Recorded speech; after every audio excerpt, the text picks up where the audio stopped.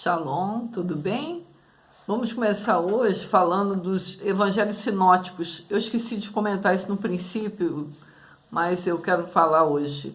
Evangelho sinótico significa a mesma visão.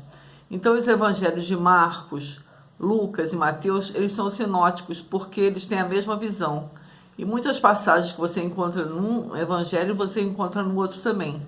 Quando você for ler o evangelho, você estiver lendo o capítulo e em cima tiver uma referência, vamos supor, você está lendo Mateus, está lá a referência Lucas, está lá Marcos, significa dizer que aquela passagem também você vai encontrar contada por outros evangelistas, tá? Isso que significa evangelhos sinóticos. Esse termo é comum, é muito usado e eu precisava ter falado no início, eu me esqueci. Vocês me perdoem.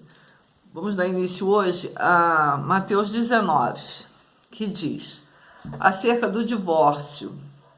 O único livro que trata do divórcio no Antigo Testamento é Deuteronômio 24:1, que você encontra referência a esse assunto. Jesus declara que para Deus, desde o princípio, ele fez macho e fêmea, e que a partir daí a família é constituída. A partir de macho e fêmea, a família é constituída, que é a base da sociedade. Isso foi estabelecido por Deus. O que foge desse padrão não é propósito de Deus. Os planos de Deus é que o casamento dure a vida toda, mas quando Moisés instituiu o divórcio, era apenas permitido no caso de prostituição feminina, claro, né? Porque a referência é sempre para feminino. Os homens podiam tudo, né? Porque os homens sempre estiveram acima disso. E aí o homem podia se casar outra vez. Essa concessão feita por Moisés não era para facilitar o divórcio, e sim para dificultá-lo, garantindo com isso certa proteção à esposa, que senão eles queriam se divorciar por qualquer motivo. E aí a esposa ficava desamparada. Lembrando que naquela época, quando a mulher era abandonada pelo marido, passava a ser vista como prostituta. Então as chances dela era zero, né?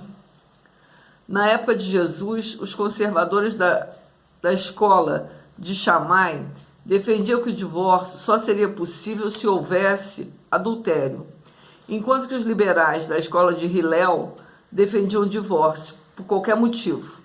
Shammai e Hillel viveram antes de Jesus, mas suas escolas ainda influenciavam na época dele. Jesus recomendava o celibato, mas essa ideia não era bem aceita. Nos dias de hoje, o divórcio continua sendo discutido dentro das igrejas e muitas não aceitam o segundo casamento. Jesus sempre mostra sua simpatia pelas crianças, diferentemente dos discípulos, que sempre queriam afastá-las. Jesus dizia, vinde as criancinhas, e os discípulos sempre davam um jeito de querer que elas saíssem de perto de Jesus, porque eles achavam que elas atrapalhavam, né? O jovem rico. Aqui, quando analisamos os mandamentos de Deus, aparentemente o jovem cumpria todos eles. Ele mesmo declara, né, que cumpria. Mas Jesus vê aquilo que não vemos. Vê que esse jovem tinha seu dinheiro como um Deus, quebrando assim o primeiro mandamento, que é amar a Deus sobre todas as coisas. Jesus não condena ter dinheiro. O dinheiro não pode estar acima de Deus e também deve ser usado para abençoar o reino de Deus.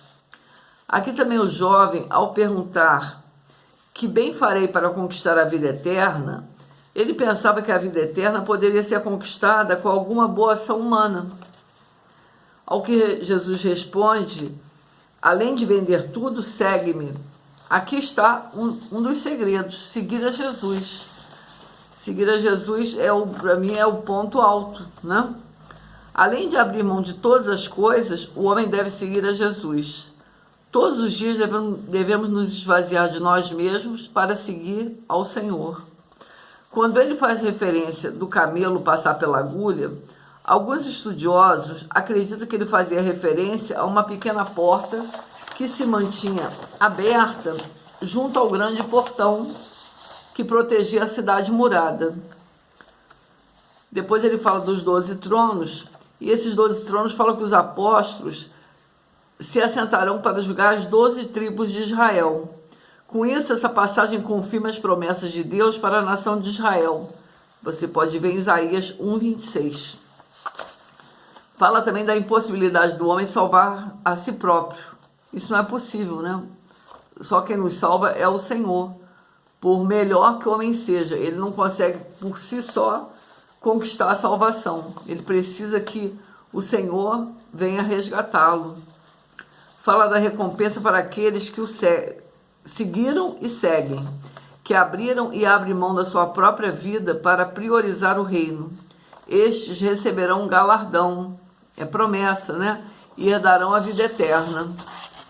As recompensas que serão dadas são pelo padrão do céu e não pelos padrões da terra. A gente não consegue compreender porque a gente olha muito para o nosso aqui e agora, a gente não tem essa visão do porvir, né? Então a gente não sabe exatamente quais são essas recompensas, nós só sabemos que elas existem.